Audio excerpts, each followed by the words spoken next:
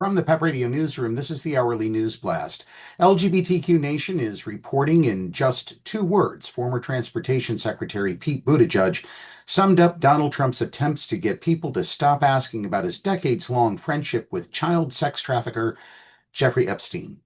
Buttigieg was asked about how Trump posted a fake AI-generated video to social media showing former President Barack Obama getting arrested last week during an appearance on the syndicated radio show The Breakfast Club earlier this week.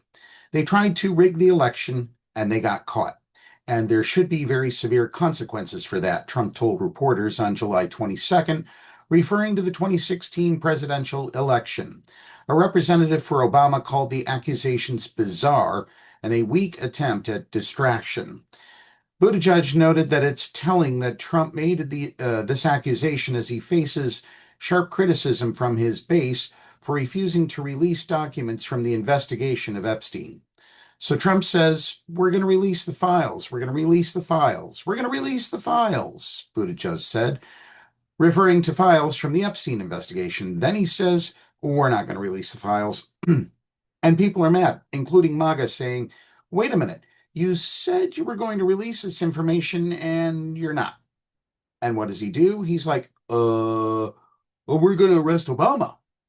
The hosts laughed, and then Buttigieg summed up what he believes Trump is trying to do with a quippy phrase. What? That has nothing to do with anything, but it's the distraction machine.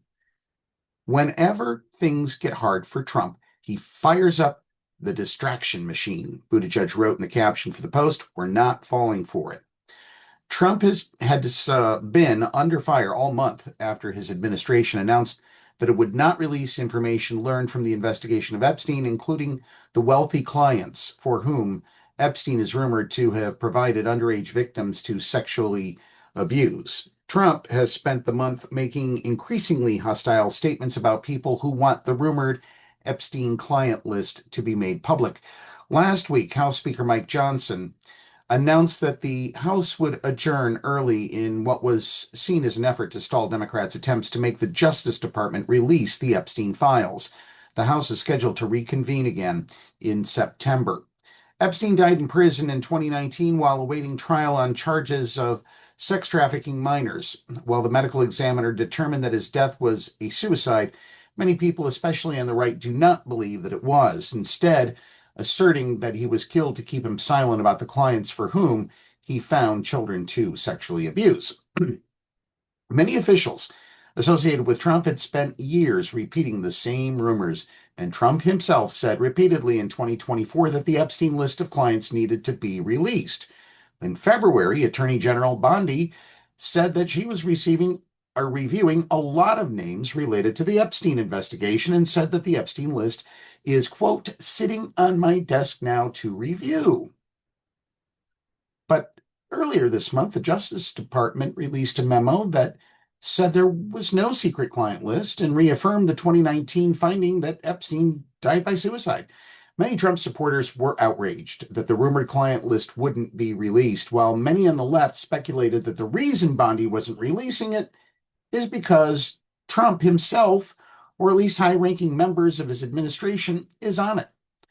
Trump has a decades-long friendship with Epstein and joked about how his friend was, quote, fun and, quote, terrific and liked women on the younger side.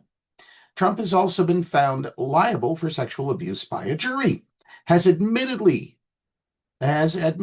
to sexually assaulting women in the past, and has admitted to walking in on underage girls as they changed clothes. He has been accused of sexual assault or other forms of sexual impropriety by at least 27 women. That's the News Blast for this hour. If you are watching our news videos on YouTube, please subscribe to our channel. Tune in this Saturday and Sunday at 11 to a new episode of Stand with Pride as we review this week's news shared on social media. Coming up, we have the Meadville area weather forecast here on PEP Radio.